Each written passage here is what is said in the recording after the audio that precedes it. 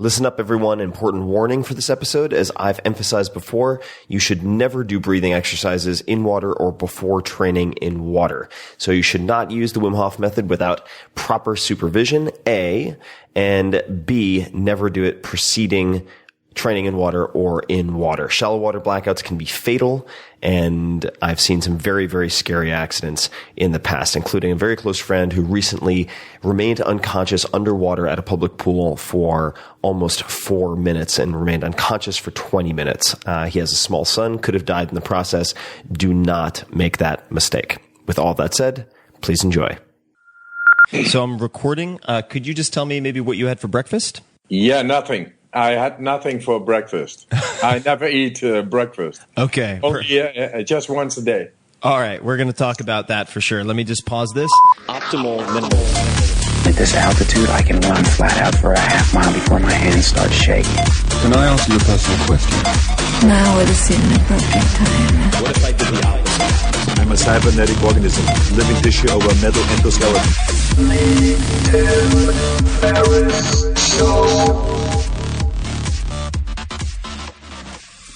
This episode is brought to you by AG1, the daily foundational nutritional supplement that supports whole body health. And I do get asked a lot what I would take if I could only take one supplement. And the true answer is invariably AG1. It simply covers a ton of bases. I usually drink it in the mornings and frequently take their travel packs with me on the road. So what is AG1? AG1 is a science-driven formulation of vitamins, probiotics, and whole food sourced nutrients. In a single scoop, AG1 gives you support for the brain, gut, and immune system. So take ownership of your health and try AG1 today. You will get a free 1-year supply of vitamin D and 5 free AG1 travel packs with your first subscription purchase.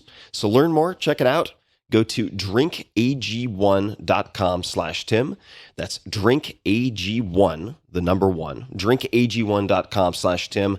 Last time, drinkag1.com/Tim. Check it out. Why, hello, lemurs and leprechauns. This is Tim Ferriss, and welcome to another episode of The Tim Ferriss Show, where it is my job to deconstruct world-class performers, whether they are actors like Arnold Schwarzenegger, military strategists, or generals like Stanley McChrystal, chess prodigies like Josh Waitzkin, or, in this particular case, a miracle worker of sorts. In fact, you could say he is a daredevil. Wim Hof, otherwise known as the Iceman, is a Dutch world record holder, adventurer, certainly daredevil, and he's nicknamed the Iceman for his ability to withstand extreme cold. He is the creator of the Wim Hof method and holds more than 20 world records. He is, in my mind, the outlier of outliers. Not because he does so many absurd things and proves that these impossibles are in fact possible, but he routinely asks scientists to scrutinize and validate these feats. That's what makes him very, very unique and very interesting for this type of conversation. What are some of his feats? Well, in 2007, he climbed past the death zone altitude on Mount Everest, which is around 7,500 meters, wearing nothing but shorts. In 2009, he completed a full marathon above the polar circle in Finland in temperatures close to negative 20 degrees Celsius. Again, dressed in nothing but shorts. He holds the Guinness World Record for the longest ice bath, which is around 1 hour, 53 minutes, and 12 seconds. But it's not just cold. He has run full marathons in the Namib Desert without any water. He has also had toxins injected into himself under doctor supervision and demonstrated that he can effectively control his autonomic immune response. This is crazy talk. These are things that fly in the face of many textbooks, and now he is featured in textbooks himself because he has documented all of this. And it's not just a Wim specialty. He is not a mutant. He is able to train others to achieve many of these same effects and abilities, in some cases with just 4 days of training. So we'll dig into all of this and more. I loved this conversation. He is a human guinea pig of human guinea pigs, certainly, and makes me feel like an amateur. So without further ado, please enjoy my conversation with Wim Hof.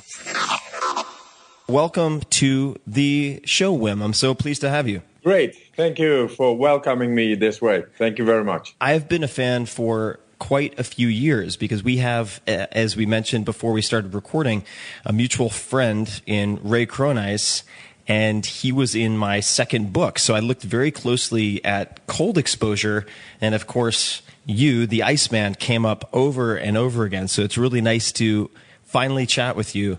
I feel like it's been a long time coming, and also had 2 past guests or 3 past guests on this podcast Laird Hamilton and Brian McKenzie, and also Gabby Reese, Laird's wife, who are big fans of your methods and techniques, who've been practicing it. So they are. You have a lot of fans out there, I'm sure, listening as well. And I thought we could just start with your name. I've always loved your name. Is Wim your full name? Yes, W-I-M, Wim. And does it have any particular meaning, or how did your parents choose that name? Wim is a common name in Holland, in the Netherlands. But I looked it up, and it says it's the protector of the people. You know, any name has got some etymological roots to it. My name is the protector of people. My brother's name, who is my twin brother, is André. André, en français, Andrew, like Andrew. He is the protector of goods. So who's better? I don't know. I suppose you need both. You need both types of protection, right? And yes. You have such a fascinating story, and you have a lot of accolades, a lot of records. I think more than 20 world records at this point, it seems. What was the first world record that you set? The first was in Paris, just staying half hour immersed in ice. And 12 days later, I repeated the record time and made it an hour in Hollywood, actually. Yes. And I saw one also. I mean, you spent a lot of time in ice baths, and I've largely influenced by you and a handful of other people. Tim Noakes, Ray. I'm a huge fan of ice baths, and my fans always complain about it. But I've seen you in so many containers full of ice. I saw one where it looks like there was a lot of Chinese or Japanese in the background. What has been the most challenging cold exposure experience that you've had, whether it's for records or anything else? Maybe losing my sight while I was swimming underneath a ice deck of almost 1 meter. I had no goggles on. So I lost sight at 35 meters, something like 40 yards. And I lost the hole. And things like that. Shit happened. It happened over there, right there, with a meter ice deck above me. So, that was some great experience. Another one was losing my way on Mount Everest in shorts and at like 18,000 feet in a blizzard, in a whiteout. So things like that happen, and they are challenging. But then it throws me back to, the depth of myself, which is trust and confidence. And I got it. What do you say to yourself in one of those moments? So I guess physiologically, did your retinas just freeze, or when you were swimming under the ice deck in a moment like that when many people would panic? I mean, did you panic? If so, what was the mental self-talk when you realized that was happening? Very interesting. It is the stress level at that moment is absent. It's not there. I'm just dealing with the situation. And it has been shown in the university that our stress levels, the stress hormone levels, are able to be raised lying in bed more than somebody in fear for the first time going into a bungee jump. Oh, and going into doing a bungee jump for the first time. Yeah, but not me, but because a bungee jump, you're attached. But very unexpected situations in nature, like a blizzard or swimming beneath ice and losing the hole because your eyesight is gone. Things like that, or climbing without gear, steep mountains and having cramps. And what do you do at that moment? And that's exactly what I learned, how to raise consciously the stress hormone level, purely controlled, and I'm able to deal with the situation at that moment without panicking. And I think that's one of the crucial findings which could benefit for human mankind, as it is, very subjected to stress all the time, panicking, having fear, and all that. And I learned in nature how to deal with that. And Colt brought me that science, brought me that knowledge, wisdom, actually.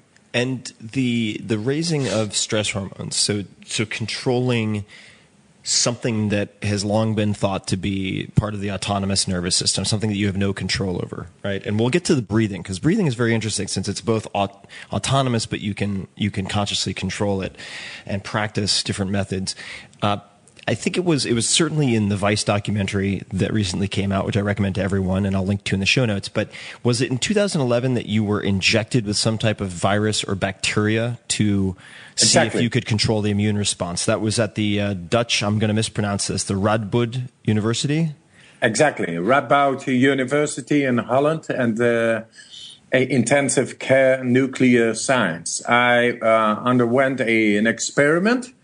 And they injected me with an endotoxin, with a toxin, actually, which is a part of a bacteria. And that creates a very dramatic immune response. And as we have no control over the immune response in our body, they thought I was not able to do it as well as expected, because nobody showed to be able to suppress the immune response, because it is part of the autonomic nervous system. And nobody is able to do that until now. I showed that I was very able, within a quarter of an hour, instead of hours suffering from uncontrolled shivering, fever, headaches, and all that. I showed within a quarter of an hour to have complete over the symptoms, and also the cytokines, which are the inflammatory beings in the blood created by the immune response. And I showed in the blood and by blood results to suppress them dramatically within a quarter. And then they told me, okay, but you are an exception that confirms the rule, because you have been training so many years. You are the Iceman. You do exceptional features, but nobody is able to do that without that proper training of so many years. And I told them, no, I can train them within 10 days. And then the professor was really challenged, because if this group would show to be able within 10 days to be able to influence deeply into the autonomic nervous system related to the immune system, then that's for the first time in the scientific history. So, but he saw the indication of the possibility, but still thought those guys are not going to be able to do that within 10 days. And you know what? It wasn't within 10 days. It was in 4 days of training that I made them able to undergo the same experiment.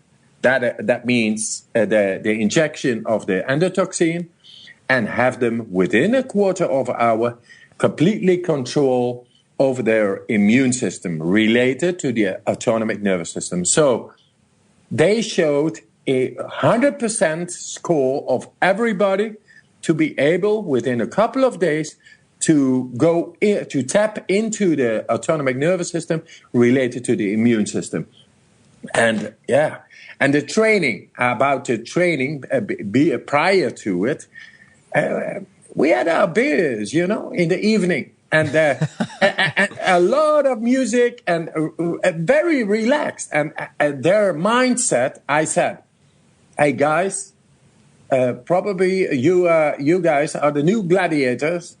We are going to win the worst war ever, which produced the most casualties, agony, pain, and all that. And that's the bacteria. Mm-hmm. That's the bacille. That's the virus. And we're going to win this war. Are you with me? That's the way I talk to them. And so they had a mindset. So in the evening, we had a relaxed, it was like a hippie movement, but this is a new revolution. And in 4 days' time, they were able, at the fourth day, without prior experience in the cold, they were able to go in shorts by -10. That's about, I don't know, in Fahrenheit, Celsius. This is Celsius. I mean, it's freezing cold. Yeah. It's probably in the 20s. Probably in the in the 20s, below freezing. Yeah. And then for hours and hours, we were going uphill and up the mountain, and we arrived at the summit after hours, and it was -27. -27 Celsius. That is more than minus and then 20s. It's probably 10, something like that. Mm-hmm. And we danced the Harlem Shake up there. Then I knew these guys are ready. In 4 days' time, when they will be internalized in the hospital and injected with the endotoxin, they will be able. Because I feel when somebody is back into its natural state of his or her physiology. Mm-hmm. And I know how to do that. The cold trained me. The cold is my teacher. And with these subjects, I'm so curious to ask because I am certainly not as proficient as you are in any of these techniques, but I've enjoyed experimenting over the last 10 years and writing about these short experiments, whether it's related to breath holding with David Blaine or other aspects. Obviously, you're a professional and I am not, but I'd be very curious to hear you perhaps elaborate, for instance, on the first day of training with these subjects in preparation to be injected 4 days later. Sure. What did the first day of training look like for them? Just in the morning at 8 o'clock, without food intake, we do breathing, and they lie on the ground, all because that's the most relaxed pose. And if you are relaxed, you are able to store up a whole lot more oxygen than when in tension or in posture. So I say to them, just lay down, relax. Now we are going to begin. Just breathe in deeply and let go. Breathe in deeply, let go. Make it a rhythm. Breathe in deeply, let go. Not fully out, but fully in. And let go. And repeat that about 30, 40 times until these indications or symptoms come by, and that it means lightheadedness, loose in the body, feeling loose in the body, tingling, contractions. That's because carbon dioxide goes out, oxygen is roaming freely throughout the body, and the pH levels rise. They are optimized. So they get to their best condition. And that's proven. And they saw, when we do this, they saw all these results chemically. Then once you feel positively charged with all these symptoms of lightheadedness, feeling loose, contractions, and tingling in the body, ask them, just breathe in deeply, let go. And now the last time, breathe in deeply, let go. And after letting go, after exhalation, stop. Refrain from breathing, there's no need. We get a whole lot of oxygen, and measurement devices are not able to detect how much. It's more than 100%, that's my opinion, but devices still are not able to detect that. They only can go up till 100%, as they say.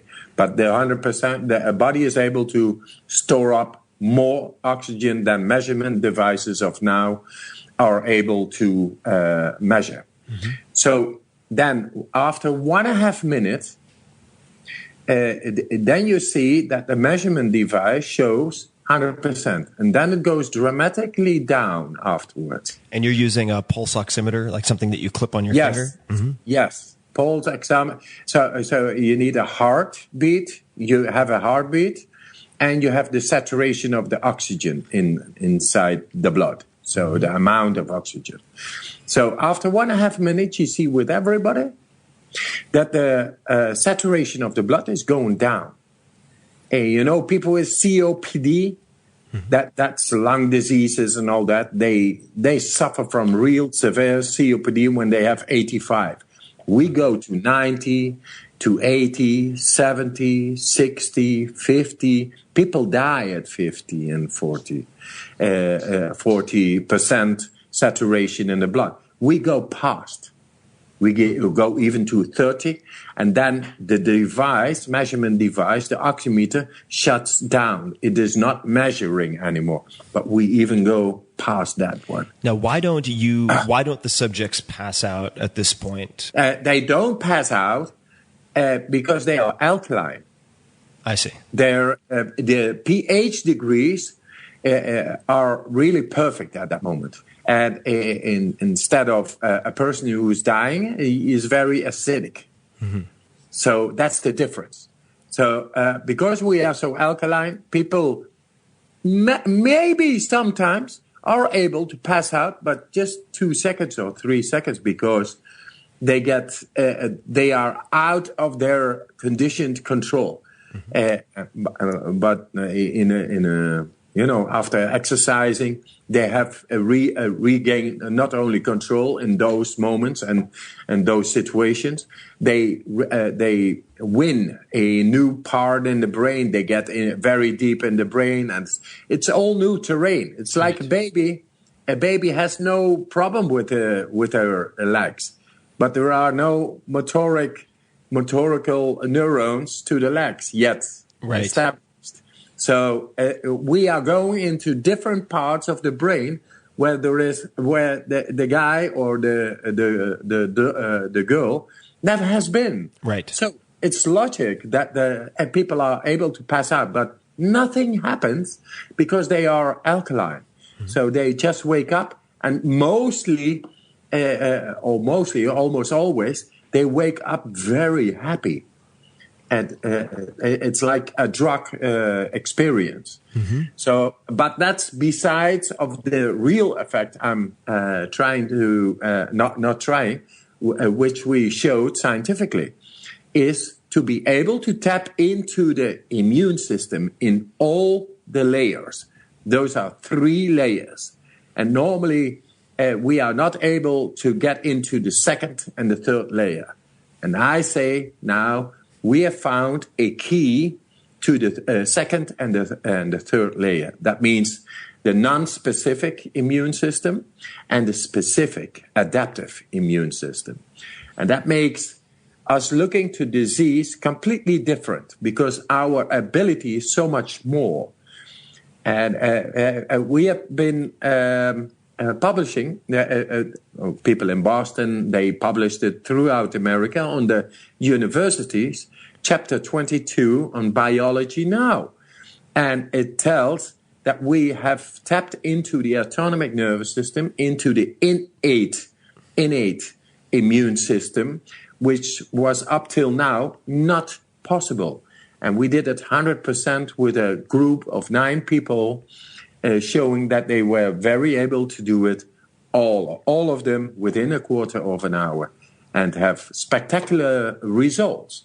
So it is science now, and now it needs to get to every person in the world how to tap into the deeper layers of our physiology without training, years and years and years, and being yogis or being these super athletes and all that. No, my aim is within a couple of days, we are all able to tap into the deepest layers of our physiology and reset our immune system, bring it under our will. And that's my aim. But then we make fun too and all that. But for being serious, that's my goal. Right. No, I was just going to say, I mean, it's very hard to get I think you're approaching it in a very intelligent way, because it's very hard to get truly serious work done if you're serious all the time. So I enjoy, it's very fascinating for me as a teacher to watch how you coach your subjects, because you use beer, you have guitar, and I think it's a very important component. It would seem to be. And I wanted to ask you about the breathing on day one, just one more time, which is, is the breathing exercise on day one something that then the subjects use during the injection or before the injection, or is it an exercise to prove to them that they can do more than they think they can do, and it's more of a confidence builder that you use to set the tone for the rest of the training? Yes, both. So it's a confidence builder and is very effective at the moment when something like an injection is coming and they know it will result in a dramatic immune response, and they have to build up and make alert their shield or their protective lines of defense, which is the immune system. Yes, so both.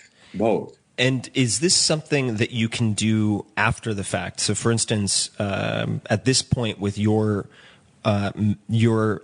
level of proficiency, if you were to contract a disease without realizing it and then to get very sick, would you be able to reverse that, or is it something that needs to be? Does the shield need to be activated beforehand in order for you to control that so-called autonomous response? Interesting. Very nice. It's both preventive and healing. So once a specific hormone or molecule must be generated to get to an invader, a non-self invader in the body, which could be a bacteria, a virus, or a bacille, which got through the first two lines of defense, then the third line is more specific. But it takes normally like weeks, or sometimes it's not traceable because an invader is mutating. But we have now a method that is able to tap into the third layer and make the specific adaptive immune system rapidly active, even after something comes in.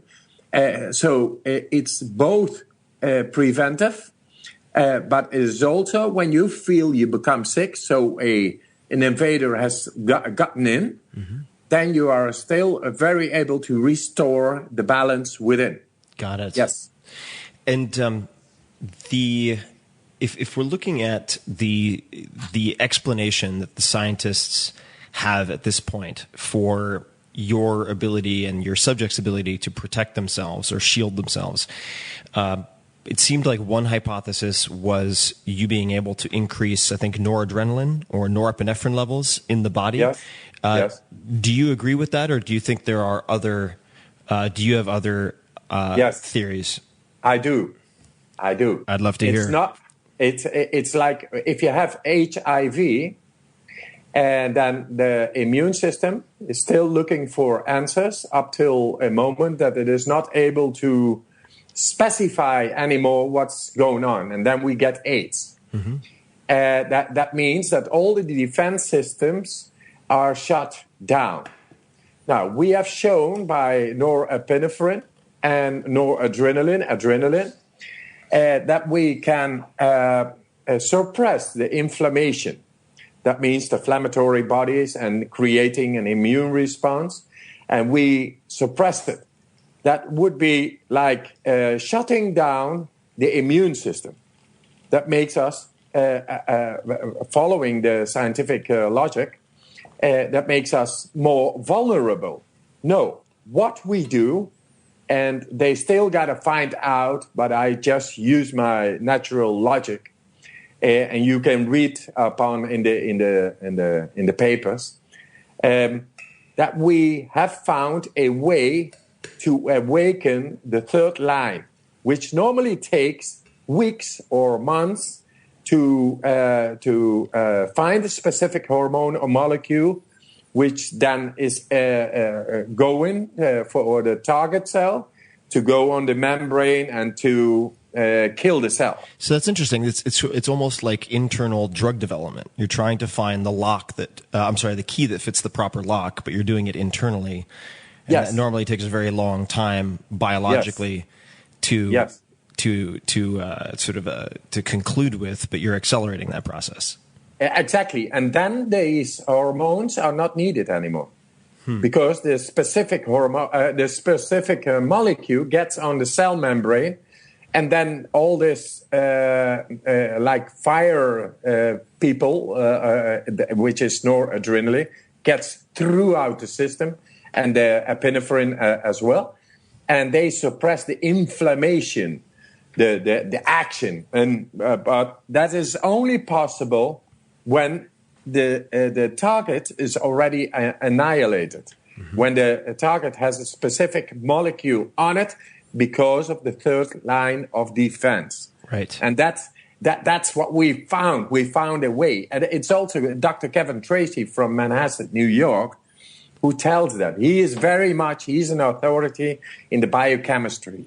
And I worked with him in 2007, and I was able in his institute to suppress or to influence the vague nerve, which is the vagus nerve, yeah. Yes. Mm-hmm. And now he told immunity does not come without neural regulation. They found a way. So what do you now? For instance, I did my undergraduate for a very short period of time in college. I studied neuroscience, and I remember when I was in college, there was a professor there who determined that, for instance, the neurons in the hippocampus could actually be regenerated. And this was very, very big news, because people had assumed for a very long time in a number of parts of the brain that neurons could not be degenerated or regenerated. Basically, as you got older, you just lost neuronal function and it could not be restored. Now we know that's not true, right? And so you're having a similar experience where you are proving to people that things are possible that were thought impossible. What do you think? What other impossibles do you think we will prove are possible in the next, say, 5 years in your kind of area of experimentation? Very, very nice thought and a very good question. I think depression, for example, and the brains itself. We are able to tap into the brains and do so much more, influence so much more, which is related to the hypothalamus, the pineal gland, the pituitary gland, the hippocampus, and the amygdala, the seat of emotion. All these are part and around the brainstem, which is the reptilian brain, the primitive brain.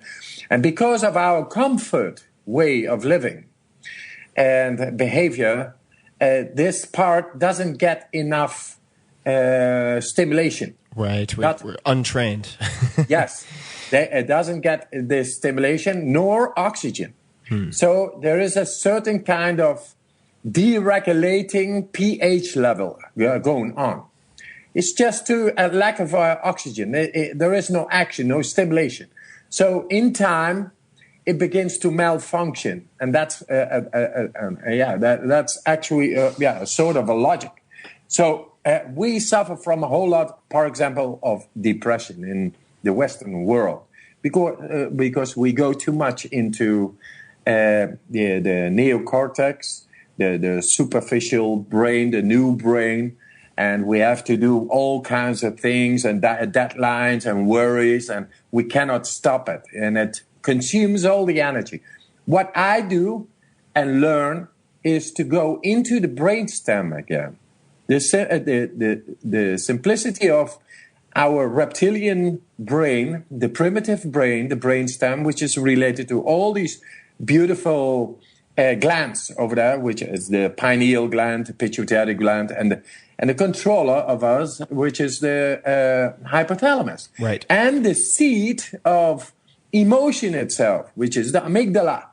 It's all there. And so I found a way to get into that and show, just by this example of ours, to lying in bed, people are able to produce more adrenaline than somebody who is in fear going into a bungee jump for the first time. Mm-hmm. You see what I mean? Right.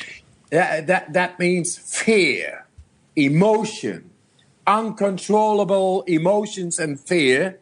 We are able to control that. And that's because we tap controlled into the brainstem and produce any adrenaline or epinephrine or all these hormones we need. And it's the pineal gland in the finally, which is the control of all the other glands in our body. So we are able now to tap into that. So the coming 5 years, I want to eradicate depression. I want to eradicate a disease. I know that are big words, but we are into that. I'm not only into that. Is also professors, biochemists, who stand my point. And they see it's so simple, so accessible, and so effective, but it needs to be translated into our infrastructure of thinking as well as of interests. Right. It needs to cooperate with schooling. Now we got on the university. That's nice. It's coming top down because if the U.S. universities are taking it on, then soon all the universities in the world will follow. Mm-hmm. So we find, okay, I rest my point for now. And with, so with, for instance, depression. So I'm sure there are a lot of people listening who have bouts with depression or even extended depression. Yes, no control over their mood. Right. That's no control over the brainstem. Right. So we bring it back to the brainstem. Right. So for instance, I find that it's very helpful for me, at least, to use cold exposure. And whether that's cold showers or ice bath, it has a tremendous mood elevating effect, or maybe mood balancing effect, depending on how we want to explain it. But for someone who is feeling depressed, what are some simple things that you would recommend that they try potentially? First, get into conscious breathing, deeper breathing, and be consciously doing that.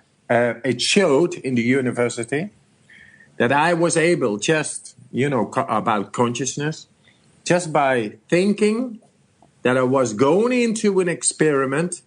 I raised cell level, the metabolic activity in the cell with 300%, just by thinking. That's our mind. So our mind should be with people who are depressed. They just got lost. They have no control. So they have to regain control by consciously going into breathing. Breathing brings about deeper breathing, brings about a better pH level in the body, but not only in the body, also in the mind. Mm-hmm. And the right pH level will make the neurotransmitters, that's your mind, electrical signals finally, work better. And then you are able to learn to direct these neurotransmitters or thoughts, the mind itself, consciously with a right pH degree. So we make it simple and we say conscious breathing all the time, because you lost track and it takes energy, it takes your mind, and you got to bring back your mind under your control. And so, I mean, this, I think, is related to a broader topic of compulsive behavior, right? Or people who have automatic behaviors that are not serving them. And one of those is oftentimes eating or overeating. And before we started recording, I asked you what you had for breakfast, and you said nothing because you eat once per day. So could you describe what your daily eating ritual is? I eat after 6 o'clock in the afternoon, and that's already for 35 years. And I got a lot of energy. And you know why? You have a lot of allergies. No, energy. Oh, I'm sorry. Got it. Maybe allergies as well, women, okay, just to make fun, I think you and I have to have wine next time we do this. I think it's very healthy. Very good. The thing is, by better breathing, conscious breathing, you make this chemical process in the cell happen, which is called aerobic dissimulation. And as in the cell production to make energy, mitochondrial energy, you need food. But if you are able to influence by better breathing, a deeper breathing, then you produce simple metabolic activity in the mitochondria by better breathing, and that creates energy, which was the purpose of food. So, food is nice. Hello? I'm here. Oh yeah. Food is nice. Food is great. You should do it with a lot of love and have a nice time making it, and because that's the energy you get finally also. But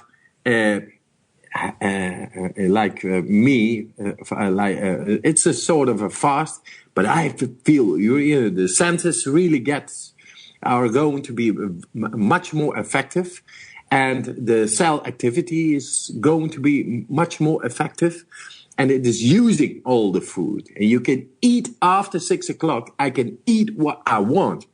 The other day I'm slim again. And that's making the body work. But as we eat all the day long, the body is not shutting down. It's not effective anymore. Doesn't go deep. Doesn't go into survival modus. It's not natural again. So it's beginning to store up all the fats because it doesn't know what to do anymore. Because the deeper mechanisms are not working anymore. So yeah, and how to bring that? And what do you usually? What are some typical meals that you have after 6 p.m.? That I like pasta. And I like a couple of beers too. And yeah, sure. Sounds good. The eating ritual is very interesting. I've interviewed a number of people on this podcast, including General Stanley McChrystal, who's a 4-star general, and he's also famous for getting a lot of exercise early in the day and eating 1 meal per day. He's also very well known for that.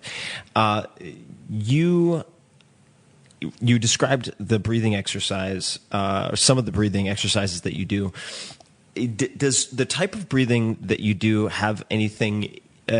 Is it similar in any ways to holotropic breath work? If you're familiar with that, and I heard from someone, and maybe you can correct me if I'm wrong, that some scientists had looked at whether you were producing or releasing more DMT during some of your breathing activities. Is that accurate, or did I get some misinformation from someone? I'll just be very. Oh no, that's a professor, right? Yeah, I don't know. Colorado, I don't know where. What is his name again? I don't know. He's an authority in the field. But I had a dialogue with him, and he is talking about all these, ayahuasca and all these drugs and all this and experimenting. And I told him I'm able to produce trigger the pineal gland in a way that DMT is released, and yes, can make people very, very happy doing all these breathing exercises.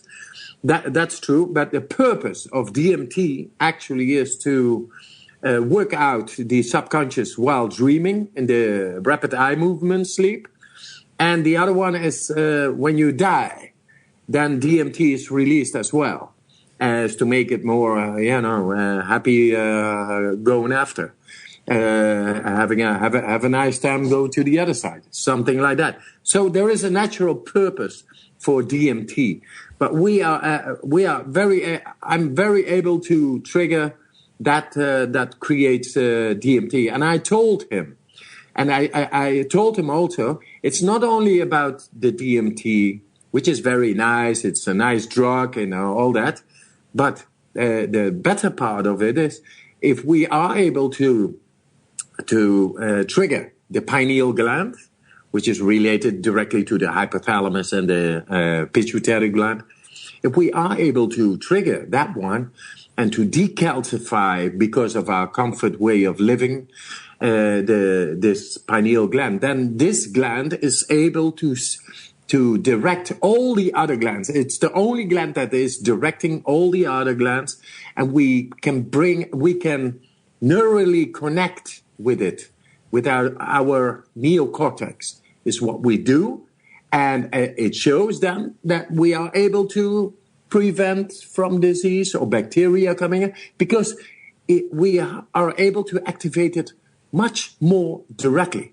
And that's the main purpose for looking different at what creates disease. It's because of our pineal gland or the brainstem is not really active anymore because it's neglected because of our comfort style of living and behavior. And we want to make a shortcut and to show it that it is simple, accessible, and effective. Well, I think that the comfort is important to underscore because I was having a conversation with Dean Karnassus several years ago. He's a famous ultramarathoner. You guys would probably have a lot to talk about. And he ran 50 marathons in 50 days in 50 states. He's one of those guys. And he said that he lives in Northern California near San Francisco, where I live. And one of his lines, and I might be paraphrasing this, but he said, people now they confuse being happy with being comfortable, and they think being comfortable is being happy, but those are not the same thing. And I'd like to talk about discomfort for a second. So you ran a marathon in, was it Death Valley with no water? Yes, thing like that. Yeah, Namibia. Namibia, that's right. Even so, Namib desert. Even more dangerous because you have snakes and whatnot. So is it possible to so of course, when you are submerged in ice, it's been demonstrated that you can maintain your core body temperature for a very long period of time. Is it possible for you to drop your body temperature in a hot climate, or is it training yourself to withstand the higher temperatures? Yes, exactly. Both, actually. Your tolerance is rising. And that means you are able to endure a whole lot more because you are able to influence the hormonal system in a way that neutralizes pain signals. That's one. The other one is because of my training in the cold, I not only trained in the cold, I trained to endure impact of temperature.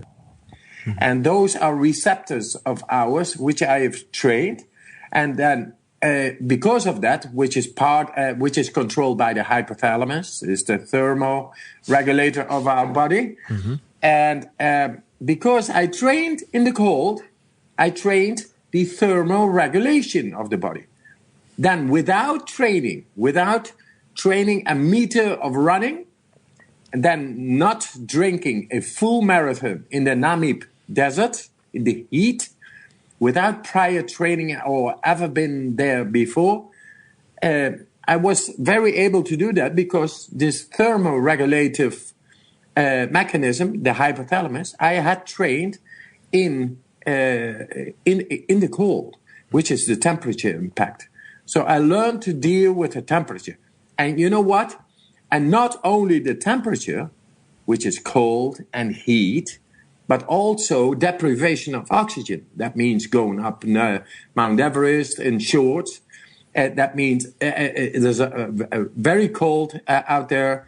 There is no oxygen, and you need oxygen for combustion in the cell to create heat, energy, and there is no oxygen. So I learned in the cold how to deal with impact on the nervous system, on our metabolism. That means cold, deprivation of oxygen, heat, but also stress, daily stress.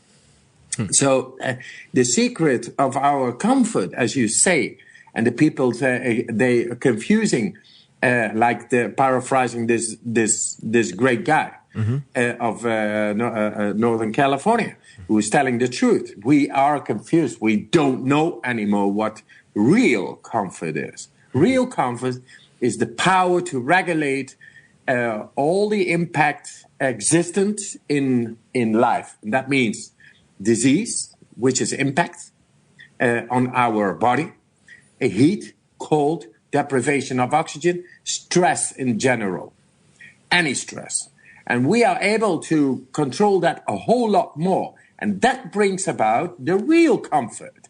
Because if you connect yourself with all the systems within, then you feel really good. Right. Real good is real connection.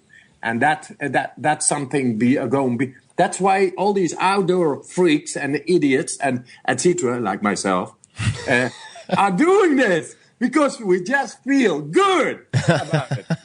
Well, it seems like it's also feeling comfort is in a way becoming confident in discomfort, right? So you have a confidence that you can handle and adapt to whatever's going to come your way, much like some of the, I suppose, elite military that I've met who are actually very relaxed. I mean, most of the high level guys I've met, because they've systematically exposed themselves to discomfort, so they don't fear discomfort, if that makes sense. Exactly. They control their stress hormone release completely. Right. That's what I'm talking about. Now, you speak, how many languages do you speak? 10. 10. That is a lot of languages. How did you learn that many languages? Just be open and love to learn, and that's it. I had no real teachers. Then, people in the street, and sometimes I had to look for a teacher, like a Japanese teacher or here in Amsterdam, and a Hindu teacher, a Pandit. And I was just interested. If you are interested in life, you get to know. And you never stop learning because you love it. What language, of all the languages you've tried, what was the hardest for you? The hardest, maybe Polish. Polish. Because it's a complete different set of grammatical structures. I see. Polish, yeah, na zdrowie. I guess I bet you know that one. Yes, of course. Drinking beers, come on. I know we definitely have to have a round two with some wine and beer. But the next question I'd love to ask is perhaps a simple one, but why are people fat? And how can people develop more brown fat and use it effectively? Yes, people are being fat because it's a protective mechanism of our bodies. It's actually an answer to too much impact, too much wrong chemistry going on. So it wants to make an insulation. That's a natural thing to do of the body. Now, we are suffering from that now. It's called obesity and being overweight, and we have no control. Just bring them back to the control. How do we do that? By this adipose, brown fat adipose.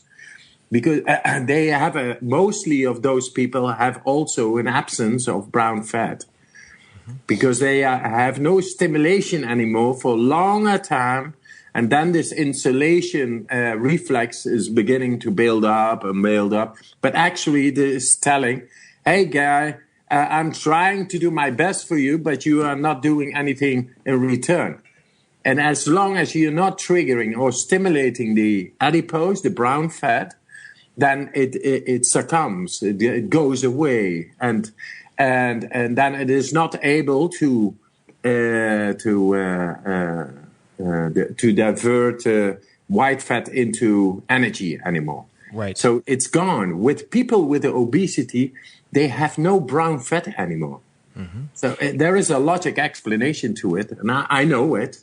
So they have to bring it back. And is that cold exposure primarily? That would be the first step to try to... Cold exposure, natural exposure to the elements. That's one. In an adaptive way, gradual way, I mean. Then we are able to adapt to it. But as these mechanisms are not working really well within these people, so they have to be very, sensitive and gradual going into it. And breathing. Breathing is chemistry. It's is influencing the chemistry right here, right now. Better breathing, deeper breathing brings about a better pH degree in the body, which then finally results in a faster metabolism. And if people are practicing this or want to practice this breathing on their own, is there any particular mantra or anything they should focus on or say to themselves as they're doing this? Is any type of meditation okay to start with, like using an app like Headspace or Calm, or do you have a particular recommendation? If someone said, I have 10 minutes a day I'm willing to spend doing this, what would you say to them? Yeah, just have your favorite music going on. Go really into it and go really into the breathing. Mm-hmm. Because it's about chemical changes. And whenever you hear the right music, you are able to relax more, and more oxygen then is able to get into the body, which is finally changing the pH levels in the body to its natural state. Mm-hmm. That's what we have, because we live in such a compressed society. Too much stress going on. We do not have control over the stress. We get out of our natural state.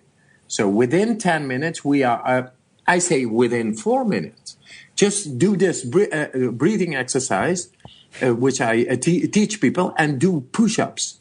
Push-ups without air in the lungs. You should do that. So you do that after the exhale? Yes, after the air. First, you do like 30, like I explained, deeply within, let go, deeply within. Look at the indications. Feeling loose in the body, lightheaded, contractions, a little bit tingling. That's all okay. Like 30 or 40 deep breaths, and then letting go 40 times. Then you will arrive at that being charged with oxygen, and the CO2, carbon dioxide got away. pH level is gotten up. Then you should breathe in fully. Letting go, after exhalation, you stop and you go do push-ups. And you will see you are able to do more push-ups without air in the lungs because you influenced into the chemistry. That's probably a good idea to do on a soft surface first. Yes. Just in case you decide to kiss the floor a little too hard. No, this is something that Laird and his guys have been working on as well. I mean, a lot of these guys are working in doing push-ups or stationary bike. Very interesting. They have free divers that they sometimes work out with. It's very fascinating. Great. Well, I'm going to try that. I would love to switch gears just a little bit and ask you a couple of rapid questions. You can certainly take your time. It doesn't mean you have to answer them quickly. But the first is, when you think of the word successful, who is the first person who comes to mind for you? The heart in any person. The heart? The heart in any person. That's success. Further, maybe Mandela. Nelson Mandela. Yes. And with the heart, if someone doesn't feel successful, what would your advice be to them, or what would you say to them? Yeah, just do the method. I mean, this method is shown scientifically to be able to tap into the deepest of our physiology. If somebody feels he's frustrated, it's because he is not able to tap in his or her physiology at the deepest. He has no control. That makes people frustrated. And we mirror that with society and all that. But you got your vehicle. If you are able to steer your vehicle, your body, your mind toward whatever you feel, then you will be successful. So yes. Oh, I'm sorry to interrupt. I was just going to ask, why Nelson Mandela? Yeah, he's just a good guy. He was always smiling. He loved the women. And he stayed like 25 years believing in his case. Right. And that makes him, for me, really strong. And I love people who have faith, simply because that's what I feel. And yes, I've been so many years neglected and mocked, and all that. But I always had my faith. And now it is science. For the same, like 20 years ago, they told me, you're crazy, you're an idiot, you're a lunatic, and all that. Yes? And even in my family, I was the black sheep. And right now, I'm the whitest sheep ever. So it's a lot of hypocrisy going on in the world because people do not know. But I got my faith. I got my belief. And I want to go up till the point that we scientifically show that everybody is able to tap in its endocrine system so much that depression and being unhappy and being frustrated is no longer part of humanity. It's a choice. No, this is a topic I think we could talk about for a long time. What is your favorite book, or the book that you've given to other people the most as a gift? Whoa. I never gave so many books, except for the books I'm writing right now. What do you give to people as gifts? What do you like to give people as gifts? Oh, as stones. Stones, a lot of stuff, and natural things. I give people natural things. I collect a whole bunch of things, and then 2 months later, I'm fed up with the thing, and I think this one wants to go with you. And those are beautiful stones. When I saw them the first time, I thought, "Wow, great stone, beautiful! Oh, this artifact. Oh, what great! Wow, nice." Then 2 months later, it's gone. You know. Then I just gave it away. And so, with books, the same thing. As Siddhartha and Jonathan Livingston Seagull comes to my mind. That's okay. In some scriptures, I read about the Bhagavad Gita and the Bible, of course. All these books, I was reading hundreds of books, and at a certain point, I could not make the connection with the deepest within myself, which was the seeker. I was soul searching, and I found it finally in the open book of the ice water, because the ice water is merciless but righteous. It brings you just within, and there is no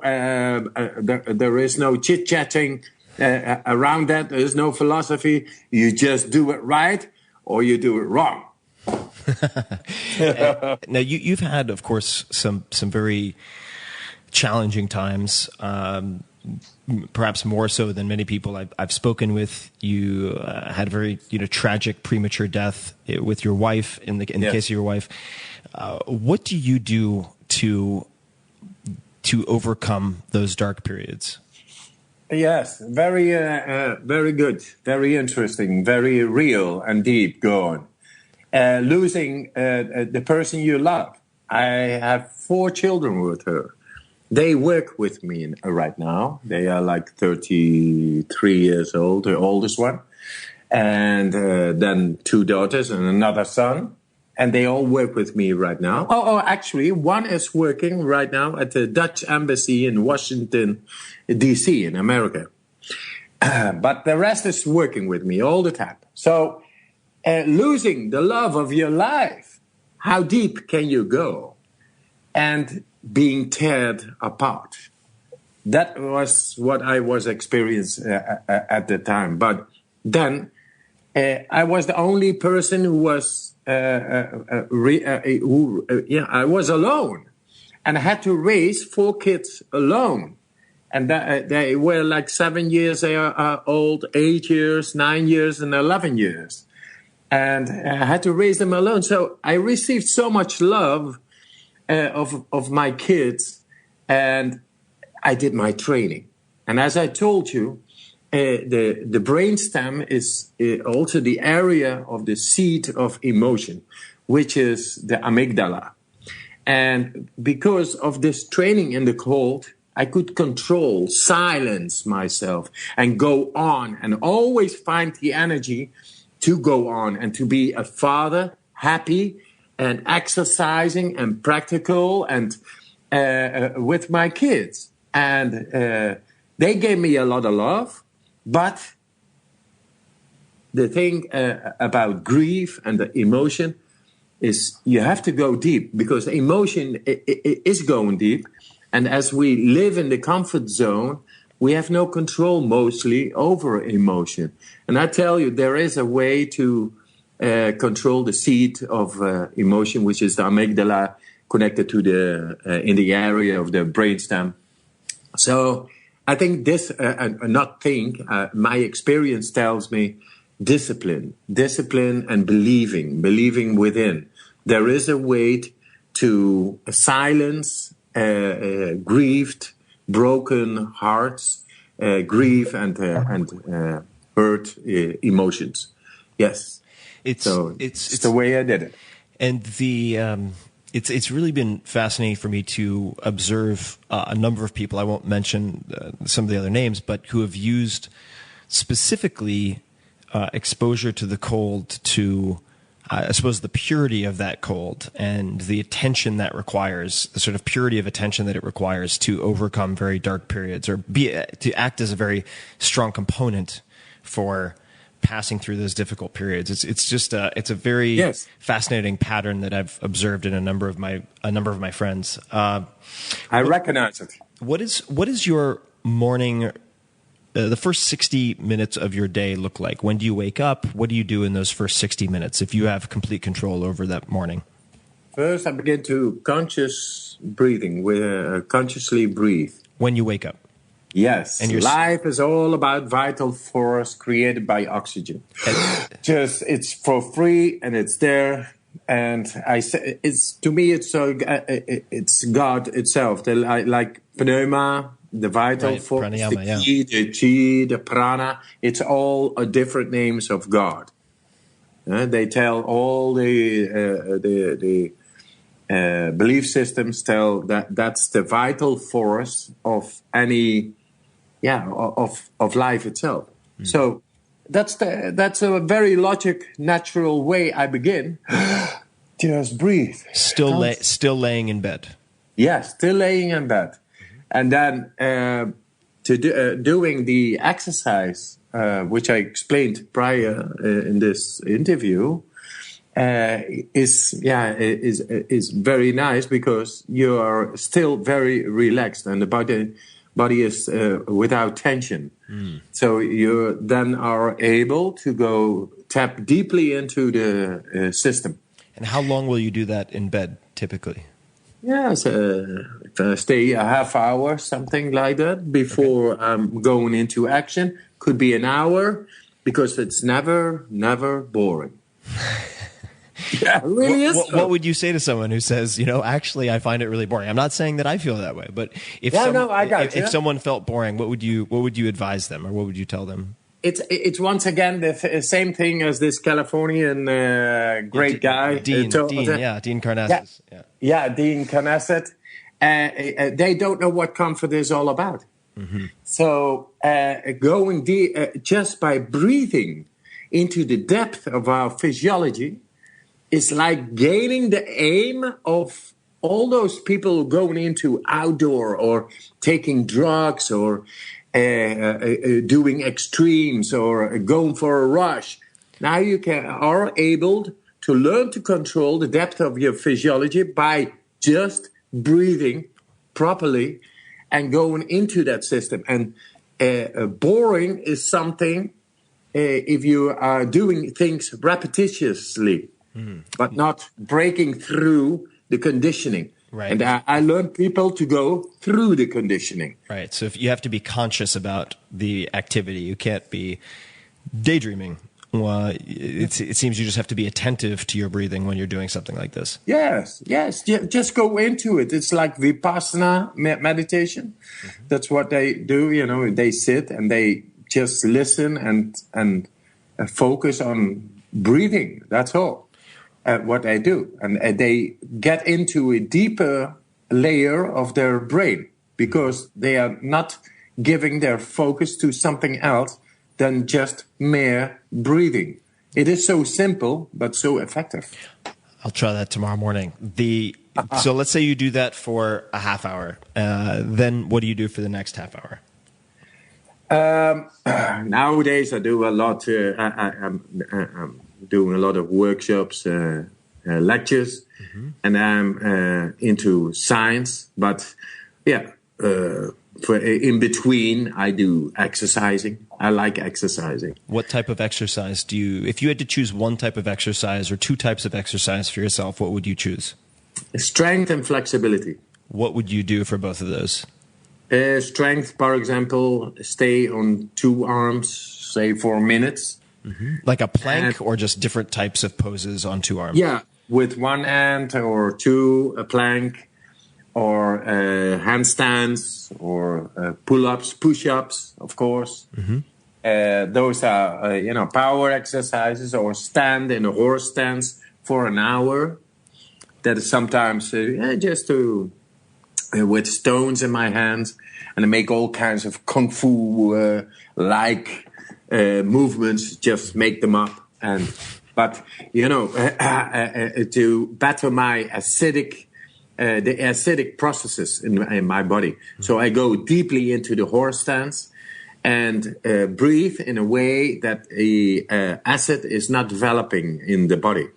So that makes me control the body, and it feels good. And then for flexibility, all kinds of splits, and put a couple of legs in my behind my head. Things, do balancing exercises. It's nice. I maintain the body in that way. Right. What do you listen to music when you're exercising, or do you do it without music? I simply have no record systems, but. Right now, we bought a center, so I will have my big dojo and a cascade and all that, and a swimming pool and all those things, and that I will have the right music. I make music myself. I play the guitar. I sing. I want to make a CD very soon, and. People like me singing, doing all kinds of mantras because I, learned about the Sanskrit and Spanish songs, English songs, and all kinds of songs. I just make up. I'm a sort of a rapper too. So yeah, I'd love to hear it. And what musician do you look up to the most? Is there a particular musician that you admire, that you would like to emulate or look up to? I like a lot of lounge, easy music. I like Michael Jackson. Michael Jackson's great. Yeah, he is. Do you have a favorite song or a favorite album? Of Michael Jackson? Yes. All the songs. This Is It, for example. It's a great Thriller. Tune. Oh yeah, great. Thriller is great, and his voice is mesmeric. Oh yeah, totally. Yes, so I gave my son his name, which is Michael, which is one of my sons.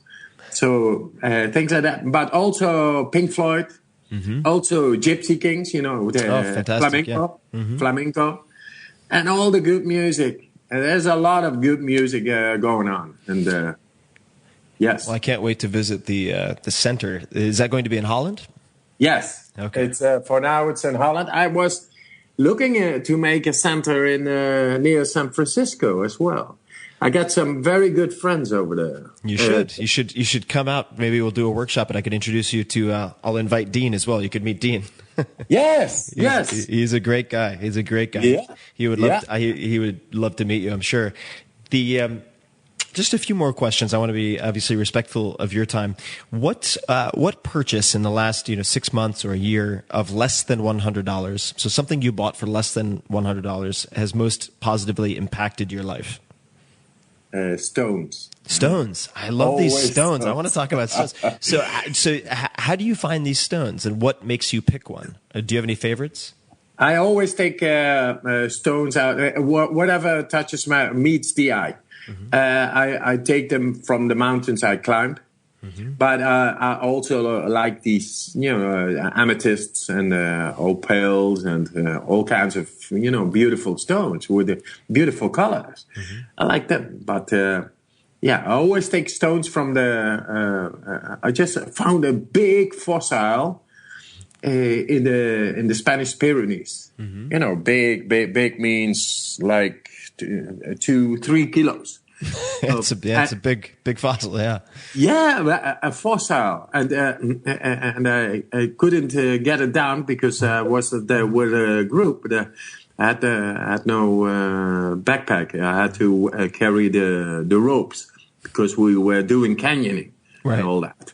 So, but there was a girl from Austin, Texas, Elizabeth Lee, and she had a backpack, and she carried it for me. It's a good friend. Yeah, I love her so much. Yeah. So what effect do you put that in your kitchen? Where do you put such a stone, and what effect does it have on you? Everywhere. They have a solid effect. They are simply there, and they are beautiful, and I always pass them on to other people, except for the big ones. So what advice would you give your 30-year-old self? My 30, just have faith. Just have faith. Faith, yes. That what type of faith? That things will work out? That things will be okay? Say a simple logic. Have simple logic and understand the things simply, and listen to your feeling. Listen to your feeling. Your feeling, it knows. It is simply sense making, and that if you are letting it in your way of thinking, then never lose track of whatever makes sense, which is feeling, which is instinct and intuition. Right. This is something I've been trying to work on a lot, because it's easy for me, at least, to get trapped in my neocortex, to get trapped exactly in the front of my brain, where I can make pro and con lists, but the answer is so obvious sometimes, because you know that something's wrong, or you know that someone isn't a good fit, or you don't trust someone, just like you have that feeling like a dog where you immediately either like or dislike something. Yes. So I've been trying to train myself to go back to that simplicity. It's making sense. It can be challenging, yeah. So one or two more questions. If you could have one billboard, one huge sign anywhere with anything on it, what would it say, and where would you put it? I would say, breathe, motherfucker. So you could put that on like a busy highway. You could put that on like Sunset Boulevard in Los Angeles, or maybe breathe. Right. Something like that. I don't know the way they understand it, but it's really meant lovable. Right. It's really meant, with strength. It is the answer to up till the DNA itself, and it's not me telling that anymore because of the blood results. Professors have confirmed that we are in the middle of DNA. And what is the trigger? Breathing. So this is so you could have it say breathe motherfucker, with then a smiley face, like a smiley emoticon. That'd be perfect. Yes. So we got a T-shirt. It says on the front, freeze. It's about the cold, and that the other side is breathe, motherfucker. Well, you and I need to hang out more. This has been great. Of course, everybody listening, I'm going to put tons of links in the show notes. You should check out Iceman Wim Hof, WIMHOF.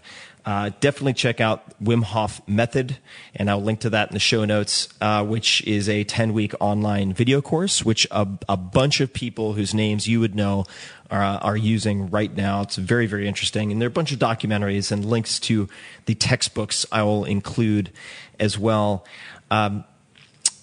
Wim, do you have any last requests or asks of my audience? There are a lot of people who will be hearing this. If you could ask them all to do something besides check out the courses and so on, what would you ask them to do? Something they could do when they hear this or after they hear it? Yeah, just pass on, breathe, that's one, and take a cold shower after a hot one. And just get into the science of this all. It is non-speculative, and for the rest, I just love you guys. Well, Wim, this is wonderful. Everybody listening, I will link to all of these things. You can find Wim on Twitter at Iceman_Hof, H-O-F, and I'll link to that. Instagram, same, Iceman_Hof. Facebook is facebook.com/becoming the Iceman. And Wim, thank you so much for taking the time. This was a blast. Thank you very much. I hear a soulmate. I thank you very much. I love you very much. Greetings to Ray Kronas. Definitely. If you talk to him, I will mail him also. He loves you, and he loves your work. He loves my work. You know, we like to work to make love happen. Definitely. Well, we'll play some guitar and have some wine, and you can. Oh yeah, I would love. Nice. I would love to get into some shorts and freeze my ass off and breathe at some point. Right on. Up in up in the mountains. That'd be great. So until next time, thank you everybody for listening, and Wim, thanks so much. Great, thank you very much too. Hey guys, this is Tim again. Just a few more things before you take off. Number one, this is 5 Bullet Friday. Do you want to get a short email from me? Would you enjoy getting a short email from me every Friday that provides a little morsel of fun before the weekend? And 5 Bullet Friday is a very short email where I share the coolest things I've found or that I've been pondering over the week. That could include favorite new albums that I've discovered. It could include gizmos and gadgets and all sorts of weird shit that I've somehow dug up in the world of the esoteric as I do. It could include favorite articles that I've read and that I've shared with my close friends, for instance. And it's very short. It's just a little tiny bite of goodness before you head off for the weekend. So if you want to receive that, check it out. Just go to 4hourworkweek.com. That's 4hourworkweek.com, all spelled out, and just drop in your email, and you will get the very next one. And if you sign up, I hope you enjoy it.